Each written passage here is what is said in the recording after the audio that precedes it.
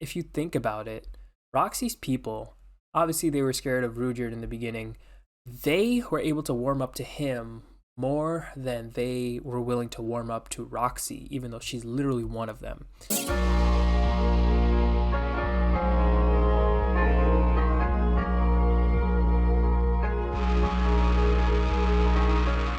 Yo, what's up? So, Mushoku Tensei episode 18. The argument between Paul and Rudy is pretty much over at this point. It took 2 episodes for that to happen, but I'm glad it did. They did it really well. There were no breaks in between. Apparently there's a movie coming too, which if you saw the picture for it, or the flyer for it, you saw the Dragon God. I'm not sure if it's confirmed yet, but we've been seeing more and more movies come out for different anime studios, and it's, I think, a good way for studios to adapt arcs or stories in a way that is more acceptable to the audience. I think a lot of studios were also hesitant to do a lot of movies because they didn't really want to test the waters with that type of stuff. But with shows like Demon Slayer and Dragon Ball Z consistently giving out movies, especially the success that the Demon Slayer movie had, I think a lot of anime are looking to that and, you know, chomping at the bits and ready to also create their own movies. But yeah, let's jump right into the episode. Let's go. I just recently downloaded the Mushoku Tensei OST, like the opening songs, all of them, and I've just been listening to them nonstop. They really got these opening songs down to a science. A lot of isekai and fantasy anime will have like pop songs or like really hype songs for their intros and outros, but this show just knows how to create that medieval feel with their songs, and it really does make sense with the type of story that this is. Dude, what other anime does this? What other anime plays its opening song while animating the show, giving us the most out of the episode? How is he just like not seasick at all? Just like zero. I guess when you're that skilled as a fighter, you're probably used to just flying around and jumping, and probably wouldn't get seasick or motion sickness for that matter. Yeah, wouldn't they all get to... Yeah, no shot, dude. What you're gonna find is a head rolling around on the ground, and Eris is gonna freak the fuck out. Transitioning? Where are we transitioning to? Is that Roxy? So she just... That's literally just where Rudius was. Aw, I'm glad we're getting a Roxy episode. I've been wanting that. We got a Paul episode, kind of.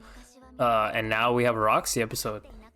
So this show is doing a good job of not just throwing its characters aside and forgetting about them. A lot of anime do that, but this one's not one of them. Since I got burned 2 years ago. Ooh, that was 2 years ago? A wife and kids? God damn, this guy really changed his life around. I mean, this just goes to show that, like, bullying works. What? Who is she talking to? Oh, she hates her village. Oh, I see. Because they're very cut off from the world and isolated, and she's obviously a person that loves to travel and just see new people and experience new things. But she never had those opportunities when she was growing up. They got hopscotch in this world? Is this Stonehenge? What is that? What is that light? What is she hearing? It's almost like a trauma response or something, but it has to be something more to it than that. Okay, well, at least her family missed her. Okay, this sound, I'm not gonna lie, this sound that they're playing is actually getting annoying. It's like almost nails on a chalkboard. I think I'll leave now? You just got here. What? Oh god, dude, there is something terribly wrong with Roxy and her relationship with her people. So what I'm gathering from this exchange is that obviously the family still loves her. Something happened to where the village sees her as an outsider. Something terrible happened that left her with some trauma and she left the village. And oh, so she had this from a while ago. She had this from the beginning. What is that? Is this some sort of like neurodivergency? Like, what's going on here? She can't communicate with everybody else? Oh, she couldn't speak telepathically. God damn it, that's what it was. Why did that take me so long to realize? It's quite literally a neurodivergency. She is diverting from the ability to speak telepathically.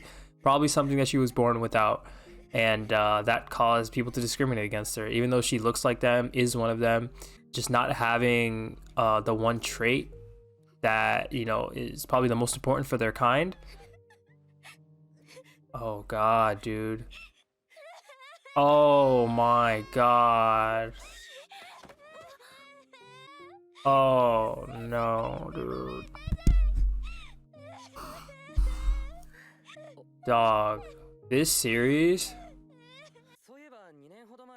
2 years ago, a boy said he was your student, visited the village. Everybody's just fucking scared of supers, dude. Okay, so they're building this up perfectly. Seeing the reunion between Roxy and Rudius is now gonna mean even so much more after this episode. But I'm curious to see the interaction between Roxy and Eris. That's gonna be an interesting dynamic. Ooh. What? Oh, yeah, it's her. Oh my god, bro. Yeah, dude, she needs to chill out. She just be doing that. Oh my god, dude. I forgot about her. She has no qualms or shame about anything, dude. She did not care. She's literally the female version of Rudius, but like on steroids. That's it. Oh my god, dude, this anime is gonna kill me. Okay, so that was episode 18 of Mushoku Tensei. Wow. I didn't know this episode was gonna be about Roxy, but I was pleasantly surprised. Seeing what she's been up to, and most importantly, learning more about her backstory and her family and her relationship with her village. They didn't have to create that dynamic with her and her village and her feeling like an outcast, but they did. And I think it was perfect in order to feel closer to Roxy, who has been absent from the story for a decent amount of time. Even though she came back in this second course, she really hasn't been around that much either. So this is setting up for an eventual reunion, assuming after Rudius and Eris and Ruger get to Futura, and they see all the destruction and what it's become. Maybe Roxy will pull up then. But Roxy has learned about Rudius, Ruger, Eris, and Dead End, and it's been 2 years. 2 whole years. Again, I gotta say, this anime is just progressing through time in a very realistic way. This is what an isekai is supposed to be about. This is what a fantasy should be about. Time progressing, people growing up, things happening, the world progressing. That's just, it's a little more realistic as far as the genre goes.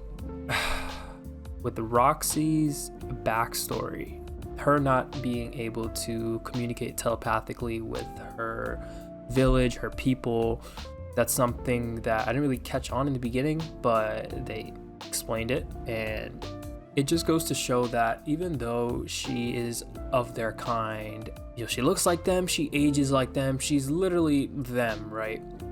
The one trait that I guess they value the most, she doesn't possess, she wasn't born with, and that type of it's kind of not racism, but just like discrimination within the community itself is something that happens in real life too.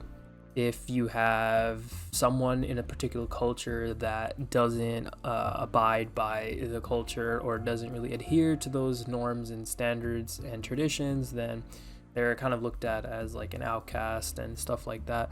Even people who have like neurodivergencies are looked at as not normal people, and the sad part is it's not something that they can control. Just like Roxy, they were born with it. Yeah, so I really like the way that anime portrayed that. If you think about it, Roxy's people, obviously they were scared of Rudyard in the beginning, and when he came to the village, they were kind of apprehensive about him, but they were able to warm up to him more than they were willing to warm up to Roxy, even though she's literally one of them. So that just goes to show how you can be discriminated on anything, man. It's that's just life. That's people. That's what we do. So it's a sad reality, but at least Roxy was able to go back to her home and let out all her pent-up frustrations and emotions and just have a good time with her mom and dad. So that was really heartwarming. They nailed that scene completely. But yeah, Roxy is now looking for Rudius and the rest of the crew. We are entering the final episodes, not really the final episodes, but we're leading up to the climax of this season of Mushoku Tensei season 1. Man, I hope we get more seasons to come. I need more of this anime. I just need more. I just don't want it to end, but I know it will. This and 86 highlights of the season for sure. Great episode. Let me know what you guys thought. Like, comment, hit that sub button, and I'll catch you guys on the next one. Peace.